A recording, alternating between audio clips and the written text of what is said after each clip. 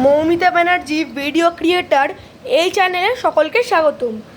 আজকে আমরা ষষ্ঠ শ্রেণীর পশ্চিমবঙ্গ মধ্য শিক্ষক পরিষদ অনুমোদিত ষষ্ঠ শ্রেণীর ৮ নম্বর চ্যাপ্টার বিজ্ঞান বইয়ের ৮ নম্বর চ্যাপ্টারটির নাম রয়েছে মানুষের শরীর।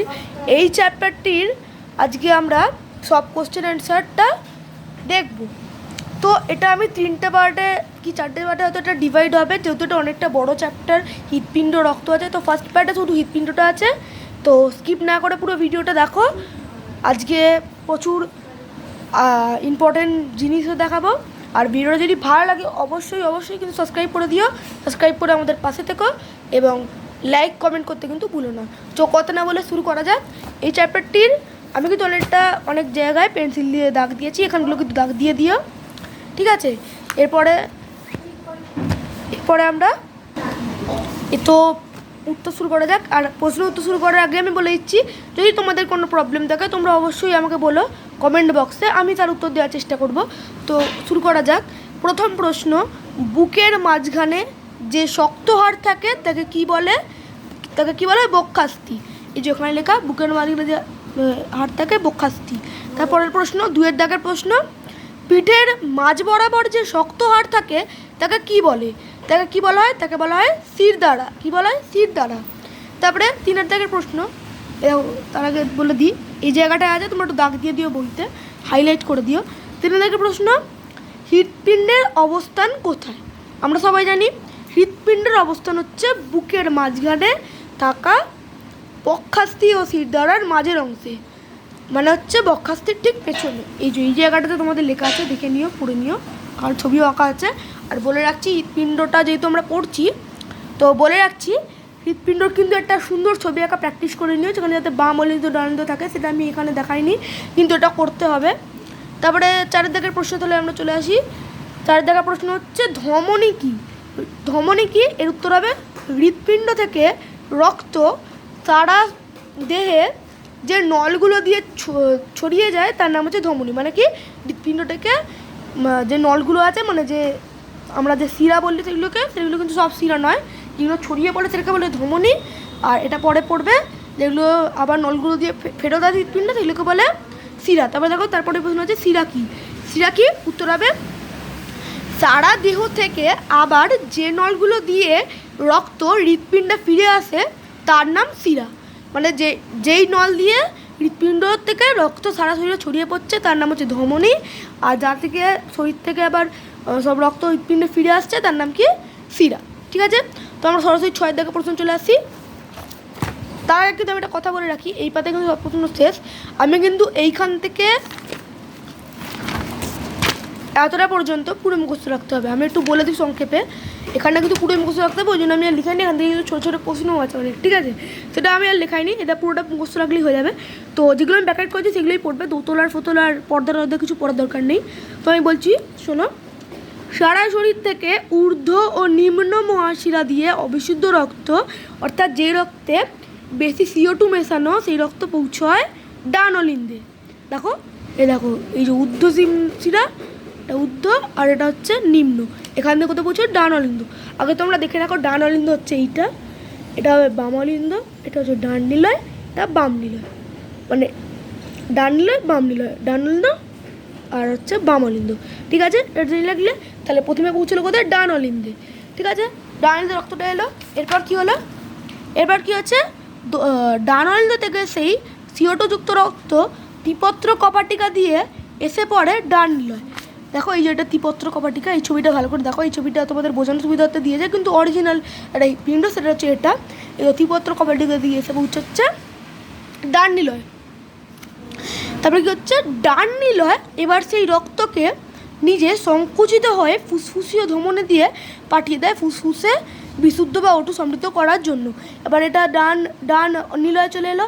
ডান নিলয় থেকে এটা হচ্ছে ফুসফুসীয় ধমনী, এখান দিয়ে রক্ত, এই যে এখান দিয়ে রক্ত, এই দুটো নলি আছে, এখান দিয়ে রক্ত ফুসফুসের সঙ্গে কানেক্ট করা হচ্ছে, ফুসফুসে পৌঁছে গেল। কি রক্তটা কিসের জন্য পাঠালো? O2 সমৃদ্ধ করার জন্য। ঠিক আছে, এরপরে কি বলছে?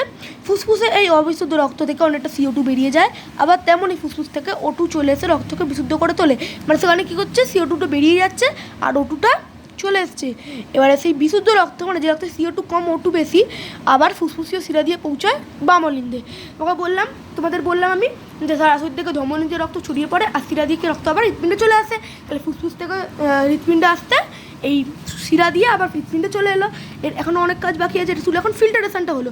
এখন রক্ত তো সরাসরি ছড়িয়ে দিতে হবে, এর জন্য হৃৎপিণ্ডর কাজে লাগবে।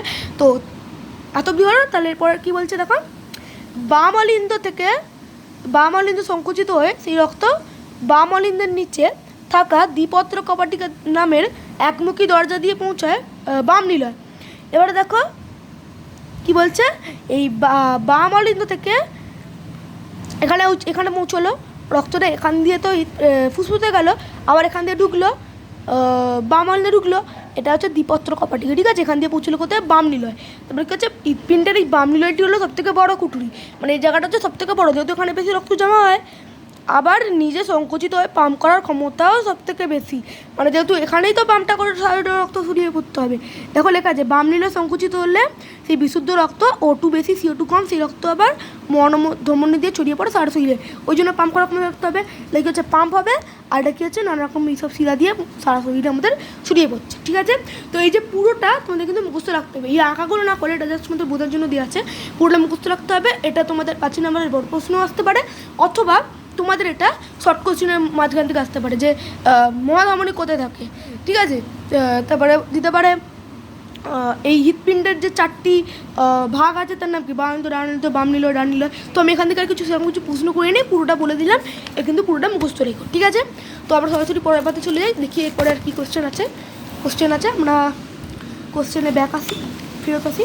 তো বলছিলাম 6 দেখা প্রশ্ন কি আছে, মানুষের শরীরে মিনিটে কতবার হৃৎস্পন্দন হয়, শরীরে কতবার হয় তোমরা নিজেরা জানো, 72 থেকে 80 বার। তো হলো। তো এরপরে আমরা পরের পাতে চলে যাবো। এখানে তো আর কিছু নেই, এখানে পেসমেকার আছে।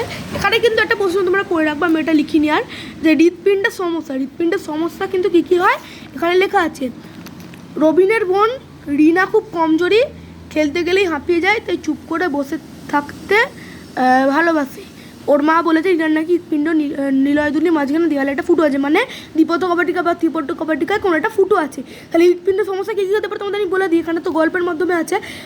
1 লিখবে হৃৎপিণ্ডের ফুটো, কিংবা 2 সংকরণ বন্ধ হয়, এখান থেকে পয়েন্টগুলো নিয়ে লিখবে। এখানে এটা আরেকটা লেখা আছে, রহিমের দাদু নাকি 2-3 বার মাথা করে পড়ে গেছে, হাসপাতালে নিয়ে গেলে সেখানে ডাক্তার বলেছেন ওনার নাকি হৃদযন্ত্রের সংকোচনের মাঝে বন্ধ হয়ে যায়, মানে এখানে এই একটা সমস্যা।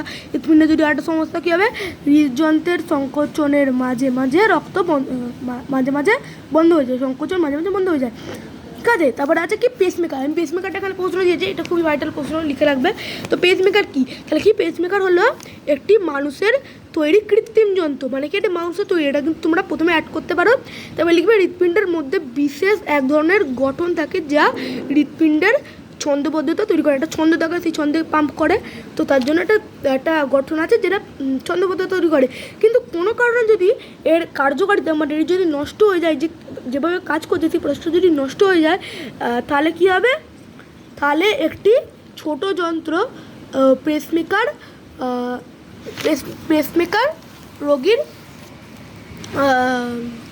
রোগীর বুকে বসানো হয়, যার ফলে কী হয়, হৃৎপিণ্ডের ছন্দবদ্ধতা আবার কি তৈরি করা সম্ভব হয়।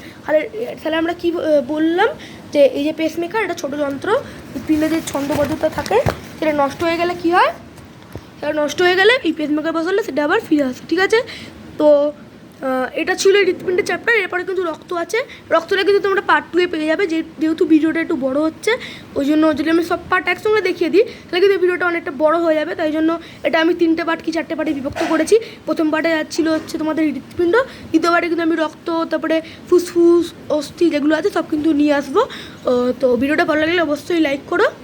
এই ভিডিওটা এত পর্যন্তই, দেখা হচ্ছে পরের পার্টে। ততক্ষণের জন্য বাই বাই, ভালো থেকো, সুস্থ থেকো।